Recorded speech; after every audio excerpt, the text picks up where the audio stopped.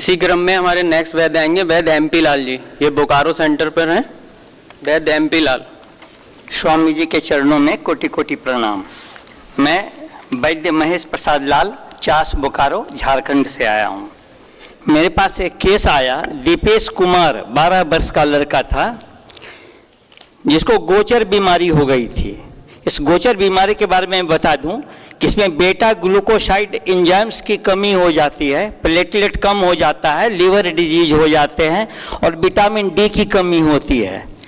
बेलोर में उसका इलाज चला, वह बहुत घबरा गया क्योंकि बेलोर ने क्या लिखा सुन लीजिए जरा, वह सर्टिफिकेट दिया है उसका। He has been diagnosed to have Gaucher disease. He needs enzyme replacement therapy for the same, which will cost around rupees 1.5 crore per year. तो जब तक जीवित रहेगा 1.5 करोड़ रुपए का खर्च उसको करना है। मैं भी घबराया, भाई कौन सी बीमारी जो डॉक्टर ने लिख के दिया। मैं इंटरनेट में इसके बारे में अध्ययन किया, उसमें भी लिखे हुए थे कई लाख पाउंड खर्च करने पड़ते हैं पर साल। तो मैंने काफी अध्ययन किया। उसके बाद स्वामी जी, जब मैंने देखा कि आप तो रोज बताते रहते प्लेटलेट कैसे बढ़ेगा, लीवर कैसे ठीक होगा, आदि आदि बातें, तो मैं उसका उसी लाइन पर ट्रीटमेंट किया। मैंने उस बच्चे से पूछा कि बेटा तुम्हारा आहार विहार क्या है, कैसे खाना पीना खाते हो, सब बताओ। उसने बताया, जो बहुत चौंकाने वाली बात है, हर अभिभावक को इससे प्रेरणा लेना चाहिए। उसने बताया कि मैं सिर्फ 1 गिलास पानी ज्यादा से ज्यादा पर डे पीता हूं। दूसरी बात, 3 दिन के बाद मैं शौच जाता हूं, लेट्रिन जाता हूं 3 दिन। तो कैसे अभिभावक थे जिन्होंने ध्यान नहीं दिया उस बच्चे पर। हमारे आयुर्वेद में बताया गया है कि जितने भी रोग हैं मूल कारण आहार विहार ही है। और उस बच्चे का रूटीन इतना अल्टर था, इतना खराब था कि मैं क्या बताऊं।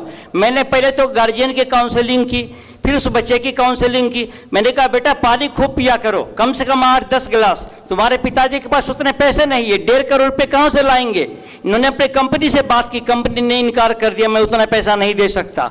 सर्टिफिकेट दिखाया गया, फिर भी कंपनी ने इनकार किया। तो उसके बाद मैंने आहार विहार बताया कि सुबह शाम 2 बार शौचालय जाना है, पानी 8 से 10 गिलास पीना है और प्राणायाम मैंने विशेष रूप से उस बच्चे को बताया कि बेटा ऐसे ऐसे करो, भस्त्रिका, कपालभाति, अनुलोम विलोम।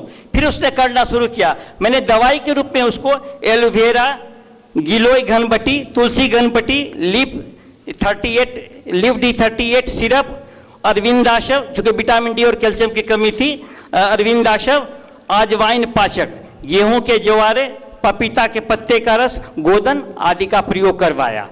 2 महीने के बाद उनके गार्जियन ने फोन किया कि बेटी मुझे अब कहीं नहीं जाना, बच्चा बिल्कुल ठीक हो रहा है। क्योंकि शुरू में उसके प्लेटलेट काउंट जो थे काफी कम थे, 82,000।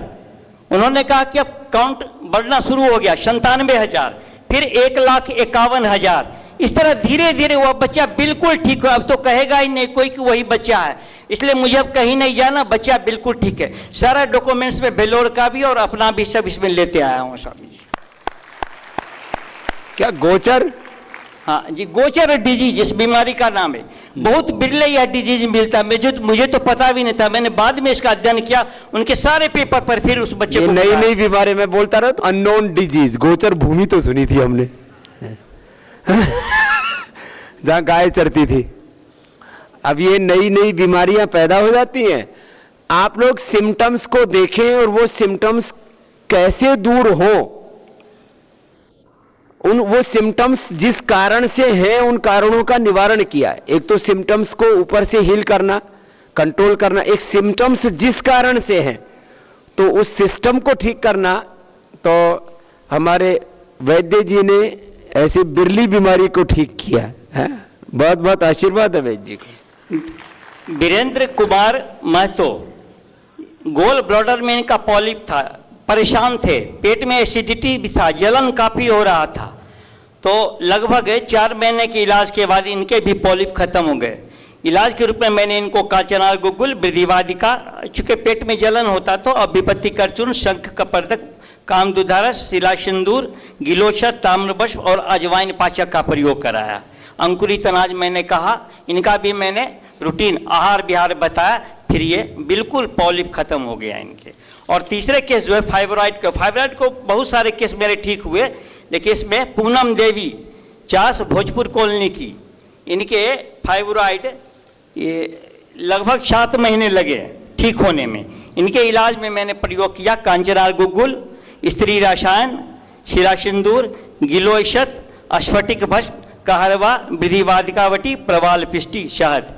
इनके भी आहार, हमारे जो भी पेशेंट आते हैं सबको मैं पहले आहार बिहारी बताता हूँ, उनका पहले सुन लेता हूँ कि क्या कहाँ कहाँ गड़बड़ियाँ हैं, फिर मैं उनको बताता हूँ। प्राणायाम व्यायाम हर अपने मरीजों को मैं बताता हूँ कि देखो ठीक होना हो तो पहले प्राणायाम करना ही होगा, नहीं तो ठीक होना बिल्कुल मुश्किल है। प्राणायाम व्यायाम करो, मैं 100% गारंटी देता हूँ कि बिल्कुल ठीक होंगे। दीपेश कुमार का जो गोचर वाला डिजीज था उसमें 6 महीने लगे, लेकिन पहले ही 2 महीने से ही ठीक होना शुरू हो गया हुआ बच्चा। बहुत अच्छा। इसी क्रम में हमारे नेक्स्ट वैद्य शीतल गुप्ता, थाने चिकित्सालय से। ओम आदरणीय स्वामी जी के चरणों में मेरा शत नमन। मैं वैद्या शीतल सुभाष चंद्र गुप्ता, डोंबिवली ईस्ट चिकित्सालय से हूँ। मैं विगत 5.5 वर्षों से इस चिकित्सालय में अपनी सेवाएं दे रही हूँ और इस दौरान करीब 50 से 60 हजार तक पेशेंट मैं देख चुकी हूँ, जो कि इतने कम समय में कहीं अगर मैं रहती या अपनी प्रैक्टिस करती तो कभी नहीं कर पाती, शायद पूरे जीवन में भी नहीं इतने देख पाती। इस दौरान जो भी चिकित्साएं करी उसका पूरा श्रेय मैं पतंजलि से जो मिली ट्रेनिंग है उसको ही देती हूँ। जब मैंने आयुर्वेद ज्वाइन किया तो एक श्लोक मेरे दिमाग में हमेशा से रहा, जो कि अष्टांग हृदय का है कि आयुष कामाय मानेन धर्मार्थ सुख साधनम आयुर्वेद उपदेशु विधेय परमादरम। यानी कि हमें जो कि आयुर्वेद में लिखा है अगर हम उसको वैसे कि वैसे फॉलो करते हैं और अपने रोगियों से फॉलो करवाते हैं तो उस रोगी को ठीक होना ही होना है। उसी क्रम में जब मैं यहाँ आई तो आदरणीय अरुण पांडे जी सर जी ने जब हमें ट्रेनिंग दी तो उन्होंने बोला कि ये औषध दर्शन को आप लाइटली मत लेना, ऐसा मत समझना कि हमने तो इतना पढ़ा है और ये औषध दर्शन से हम डॉक्टर बन जाएंगे क्या। लेकिन अगर हम औषध दर्शन को फॉलो करके जब भी ट्रीटमेंट करते हैं तो सक्सेस हमेशा मिलती ही मिलती है। तभी स्वामी जी ने हमसे कहा कि आयुर्वेद सार संग्रह हर वैद्य के पास होना चाहिए और उसमें आपको भस्म और औषधियों का अच्छे से ज्ञान होना ही चाहिए। आयुर्वेद सार संग्रह मैंने कई बार पढ़ी और उससे मुझे जो भस्मों का विशेष ज्ञान हुआ वो मेरे बहुत यूज में आया। ये एक स्मिता आठवले करके पेशेंट है जो कि 61 ईयर ओल्ड है। ये पेशेंट को ब्रेस्ट कैंसर हुआ था। ब्रेस्ट कैंसर के दौरान इनकी जो सर्जरी हुई, जो भी इनका कीमो ट्रीटमेंट हुआ, उन दवाइयों के साइड इफेक्ट से इनको लंग डिसीज हो गई। इनकी जो लंग्स को सप्लाई करने वाली आर्टरी है उसमें एम्बोली गई, उससे ब्लॉकेजेस हुआ और इनको इंटरस्टिशियल लंग डिसीज जो कि जनरली चेन स्मोकर्स को होती है वो डिसीज डेवलप हुई। लंग्स में फाइब्रोसिस के कारण इनकी एयरवे कैपेसिटी घट गई। ये पेशेंट इस कंडीशन पे थी कि 24 आवर बेड पे थी। इन्हें 1.5 लीटर ऑक्सीजन जो थी रोज ऑक्सीजन सिलेंडर से सप्लाई करनी पड़ती थी। जब ये पेशेंट हमारे यहाँ आए तो हमने इनको देख के इनके होम विजिट करी और उनको देख के उसके बाद में आयुर्वेदिक ट्रीटमेंट शुरू किया।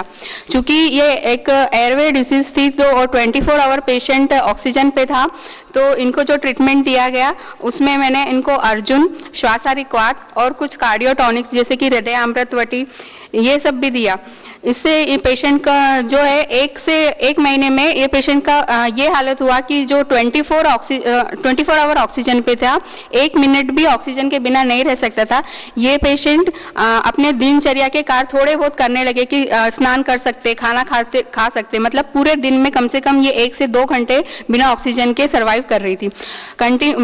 इस दौरान पेशेंट का भी फेथ बढ़ा कि नहीं हम यही ट्रीटमेंट चालू रखते हैं। इस ट्रीटमेंट के दौरान 3 महीने में उनकी ऑक्सीजन जो है हमने धीरे धीरे कम करी और करीब 9 मंथ में ये patient without oxygen cylinder survive कर रहा है। पहले ये पेशेंट जो था विद सिलेंडर इनका ऑक्सीजन सैचुरेशन 92% आता था, यानी कि उनको 24 आवर जब ऑक्सीजन लगती थी तब जाके उनका जो हम ऑक्सीजन सैचुरेशन देखते थे तब 92% आता था। अभी ये पेशेंट विदाउट ऑक्सीजन है और अपने घर से मेरे क्लिनिक तक आराम से पैदल चल के आते हैं और इनका ऑक्सीजन सैचुरेशन 90% है। इसमें सबसे ज्यादा योगदान लंग प्राणायाम का रहा है, क्योंकि दवाई तो है लेकिन इनकी चूंकि लंग कैपेसिटी घटी थी तो इनके लिए प्राणायाम अत्यंत आवश्यक था। उनको मैंने बहुत अच्छे से ये चीज समझाई कि देखो आपके ऑक्सीजन कम हो रही है शरीर में, इसलिए आपको श्वास होती है। ऑक्सीजन जब कम होती है तभी आपको दमा लगता है, श्वास होती है। तो आप ऑक्सीजन अच्छे से करें, इससे आपका रेस्पिरेटरी कैपेसिटी बढ़ेगी। पेशेंट ने वही फॉलो किया। इसके साथ में स्पायरोमीटर के जो एक्सरसाइज होते हैं वो किए और आज ये पेशेंट पूरी तरीके से ठीक है। इसके बाद एक पेशेंट है, ये मिस्टर पराग पवार है, जो कि वेल एफ्लुएंट इंजीनियर है और इन्हें 2003 में मेम्ब्रेनो प्लोरीफ्लोरेटिव ग्लोमेरुलाइटिस डिटेक्ट हुआ था। इसमें इनका जो क्रिएटिनिन था 1.2 था, लेकिन इनका जो यूरिन प्रोटीन था वो काफी ज्यादा था। इनको स्टीरॉइड पे डाला गया, लेकिन ये पेशेंट काफी अवेयर थे आयुर्वेद और प्राणायाम के लिए, तो इन्होंने आस्था चैनल से देख के प्राणायाम और योगा शुरू किया। इन्होंने आयुर्वेदिक ट्रीटमेंट लिया और सन 2006 तक इनका पूरा स्टीरॉइड बंद हो गए और ये पूरी तरीके से ठीक हो गए। इस दौरान ये इंग्लैंड गए और वहां उनको फिर से डिसीज हो गई। वहां पे इन्होंने इंग्लैंड में 2 साल ट्रीटमेंट कराया, लेकिन इनको कोई फायदा नहीं हुआ। वापस ये इंडिया आए। इंडिया आने के बाद इन्होंने हमारे यहाँ पतंजलि डोंबिवली में ट्रीटमेंट कराया और उनके मात्र 6 महीने में इनका जो प्रोटीन लॉस था वो घट के वापस सामान्य हो गया। ये पेशेंट फुल्ली जो है आयुर्वेद का ट्रीटमेंट ही लेते हैं, प्राणायाम अच्छे से करते हैं और डाइट फॉलो करते हैं। इवन ये बॉम्बे के अच्छे से अच्छे नेफ्रोलॉजिस्ट को जब दिखाते हैं तो वो कहते हैं कि अगर जिस तरीके का आपका डिसीज है और जिस तरीके का आपका है, इसमें आप विदाउट स्टीरॉइड रह ही नहीं सकते, लेकिन आप शायद आयुर्वेद लेते हैं तो आपको वर्क करता है, तो आप वही ट्रीटमेंट फॉलो करो। तो ये पेशेंट केवल आयुर्वेद ट्रीटमेंट लेते हैं और इस बात को उनके नेफ्रोलॉजिस्ट भी मानते हैं कि आप ठीक है आयुर्वेद ही लो। प्रोटीन लॉस की काफी बड़ी सीरियस प्रॉब्लम आजकल बहुत लोगों को हो रही है और ये छोटे बच्चों से ही शुरू हो जाता है। 3-5 साल के बच्चों को भी प्रोटीन लॉस की प्रॉब्लम होती है। उसमें एक तो कपालभाति प्राणायाम बहुत जरूरी होता है और साथ में क्या क्या दवाई दी बेटा? स्वामी जी इनको सर्वकल्प क्वाथ दिया और वृक्कदोषहर क्वाथ, ये कंटिन्यू ये हमेशा लेते हैं, चाहे दूसरी भस्म वगैरह बंद कर दे पर ये कंटिन्यू लेते हैं। इसके साथ में वृक्कदोषहर वटी, गोक्षुरादि गुगुल, पुनर्नवा मंडूर, ये 3 दवाई दी गई। और जो भस्म का कॉम्बिनेशन है उसमें यजरल रहुत भस्म और गिलोय सत्व और अश्मरी हर जो योग है उसका जो कॉम्बिनेशन का 10 ग्राम डाल के कॉम्बिनेशन बना के 60 दिन के लिए देते हैं। ठीक है बेटा, बहुत आशीर्वाद। इसके साथ में कुछ केसेस ऐसे हैं जो कि डायबिटिक फूट अल्सर जो कि सर्जिकल डिपार्टमेंट में माने जाते हैं और बोलते हैं कि बिना एंटीबायोटिक हम कोई घाव क्योर नहीं कर सकते, लेकिन ऐसे जो केसेस आते हैं जिनमें कि 10-10 साल से जिनके की डायबिटिक फूट है, जिनके वो ठीक नहीं हो रहे हैं, उनको अगर हम यहाँ आयुर्वेद से ट्रीटमेंट करते तो वो भी क्योर होते हैं। मेरे पास एक केस है, वो 72 ईयर ओल्ड पेशेंट का है जिसका कि 10 साल से डायबिटिक फूट हुआ था और अबाउट टू एम्पुटेशन था। उस पेशेंट को कहीं से भी कुछ आराम नहीं था। वो हर 6 महीने में उसकी एंटीबायोटिक बदली जाती, लेकिन उसके पैर का घाव ठीक नहीं हो रहा था। जब पतंजलि में वो आए तो हमने उनका ट्रीटमेंट स्टार्ट किया, उनको कायाकल्प और गिलोय का काढ़ा दिया। इसके साथ में सप्तविंशति गुगुल और चंद्रप्रभा वटी और त्रिफला गुगुल दिया और लगाने के लिए कायाकल्प तेल दिया। उनका जो घाव था जो कि आज इतने साल से ठीक नहीं हो रहा था, मात्र 3 या 4 महीने की चिकित्सा में पूर्णतः ठीक हो गया। धन्यवाद स्वामी। बहुत आशीर्वाद। नेक्स्ट वैद्या प्रजापति हेतक बहन आएंगी पाटन चिकित्सालय से। स्वामी जी के चरणों में सत प्रणाम। मैं विद्या प्रजापति हेतल उत्तर गुजरात के पाटन जिले से हूँ। गुरुजी मैं पिछले 5 साल से पतंजलि चिकित्सालय में सेवा दे रही हूँ। मैंने योग डिप्लोमा भी किया हुआ है। पाटन उत्तर गुजरात यूनिवर्सिटी हेमचंद्राचार्य यूनिवर्सिटी से यूनिवर्सिटी फर्स्ट हूँ। साथ में चिकित्सालय के साथ में मैं योग शिविर भी ले रही हूँ। अभी भी मैंने पाटन के सुप्रिंटेंडेंट ऑफ पुलिस परीक्षिता राठौड़ जी और उनके अधीक्षक श्री की शिविर ली है, उनके फोटोग्राफ भी मैंने सबमिट किए हैं। अभी मैं एक पेशेंट कल 5 साल से है मेरा, प्रजापति महेश भाई, जिनको हेपेटाइटिस बी वायरस पॉजिटिव था। वो पिछले मेरे पास आए उसके पिछले 2 साल से एलोपैथी दवाई ले रहे थे। उनको क्रॉनिक पैरेंकाइमल डिसीज था, स्प्लिनोमेगेली था, पूरा कोलिसिस्टिक एडिमा था, एसाइटिस भी था। वो पूरा सांस चल नहीं पा रहे थे। आफ्टर देन हमारी ट्रीटमेंट लिया उनका, और उनका जब मेरे पास आया तब उनका वायरस लोड था 1,44,127 था। जब हमने सर गुरुजी उनकी ट्रीटमेंट की, तब उनका 3 महीने के बाद उनका वायरस लोड हो गया बिलो 20, और वो ठीक होने के बाद उनका इमिग्रेशन वीज़ा हुआ था, वो चले गए यूएस। उन्होंने 2 साल तो अच्छा रहा, पर वहाँ का खान पान, वहाँ का टेंशन लोड, फिर से वायरस लोड बढ़ा था। करीबन 3,184 आया था। फिर से वहाँ भी ट्रीटमेंट किया, अच्छा नहीं हुआ। फिर से वापस मेरे पास आए, बोला कि बाबा जी की दवाई से मुझे उद्धार नहीं होगा। फिर वो आए, फिर ट्रीटमेंट की, अभी उनका वायरस लोड बिलो 34 हो गया है। एक और पेशेंट है गुरुजी, उनको सोराइसिस था। वो पिछले 10 साल से एलोपैथी दवाई ले रहे थे। स्टेरॉइड ले लेके उनका शरीर इतना कमजोर हो गया था, वो चल नहीं पा रहे थे। और जब मेरे पास लास्ट में, तो वो डॉक्टर के पास पूरा बोल के आए कि अभी आपकी ट्रीटमेंट से फायदा नहीं हो रहा है, वो नहीं हो रहा है, क्या कर रहे हो आप। हमारी दवाई लेने से मैंने पूरा फोटोग्राफ भी सबमिशन किया है, एकदम से ठीक हो रहा है। और पिछले 5 साल से मैं उनका चेकअप कर रही हूँ, कभी भी उनको रिकरेंट नहीं हुआ है सर। धन्यवाद। इस हेतल बहन की सबसे बड़ी विशेषता ये है कि ये रेगुलर योग की क्लास लेती है और अपने जिले के डीएम एसपी से लेकर के, वहां के सामान्य लोगों से लेकर के, स्कूल कॉलेज से लेकर के, जिले तहसील से लेकर के, जहां भी इसको अवसर मिलता है तो कंटिन्यू योग की क्लास लेती है। उससे बीमार ना हो देश के लोग, उसके लिए एक आदर्श काम कर रही है। ये हमारा मूल काम है? तो प्रजापति हेतल भरत भाई बहन, वहां पति का नाम पीछे लगाते हैं, तो ये एक परंपरा है वहां। तो जिस तरह से हेतल काम कर रही है, मैं ऐसा सोचता हूं कि ऐसे ही सब भाई बहन काम करेंगे तो 2 काम एक साथ होंगे। एक तरफ लोगों को हम बीमार होने से बचाएंगे और दूसरी तरफ आयुर्वेद का प्रचार करने के लिए हमें एक बहुत बड़ा प्लेटफॉर्म मिलेगा योग की कक्षाओं के माध्यम से, जिसमें हम लोगों को ये बता सकेंगे कि आयुर्वेद की शक्ति क्या है, आयुर्वेद की साइंस क्या है, आयुर्वेद की प्रिंसिपल्स क्या हैं और आयुर्वेद को उपयोग क्यों करना चाहिए। तो लोगों को हमें मोड़ना है ना, तो क्योंकि अभी उनके पास तो इतना बड़ा साम्राज्य है, एलोपैथी वालों के पास लाखों करोड़ के बजट हैं, उनके पास में लाखों करोड़ के हॉस्पिटल है, लाखों उनके पास में पैसे वाले डॉक्टर हैं, पैसे वाले हॉस्पिटल हैं, पैसे वाली दवाइयां हैं, और उनके पॉलिटिकल कनेक्शंस हैं इतने ज्यादा, माने पूरी तरह से कब्जा करके बैठे, पूरी दुनिया में एक तंत्र फैला करके बैठे हैं।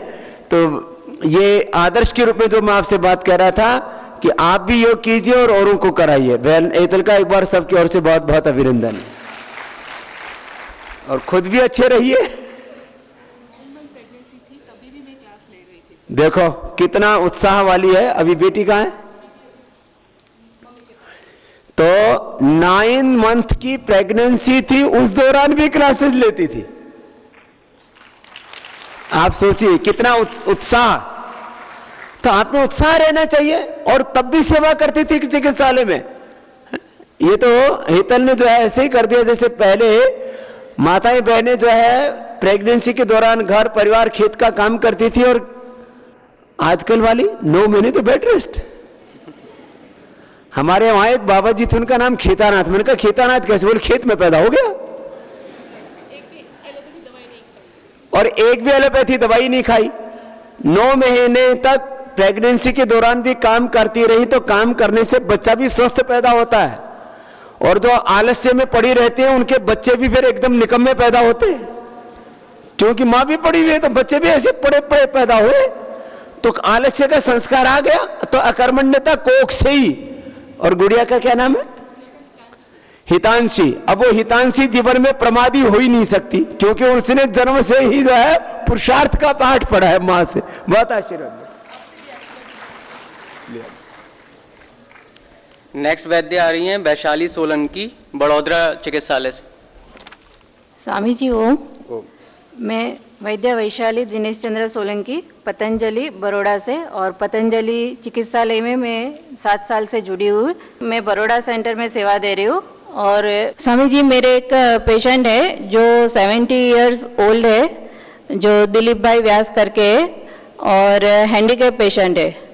तो पतंजलि चिकित्सालय में 2013 में आए थे जब वो, और तभी उनका बोन मैरो टेस्ट हुआ था, तो उसमें डिटेक्ट हुआ था क्रोनिक लिम्फोसिस्ट ल्यूकेमिया स्टेज 3, और जो ब्लड कैंसर में गिना जाता है। और तभी वहाँ के जो स्टर्लिंग हॉस्पिटल वालों ने, जब भी डॉक्टर ने बता दिया था कि अभी आप घर पे लेके जाओ, जितना दिन जिए उनको सेवा करो।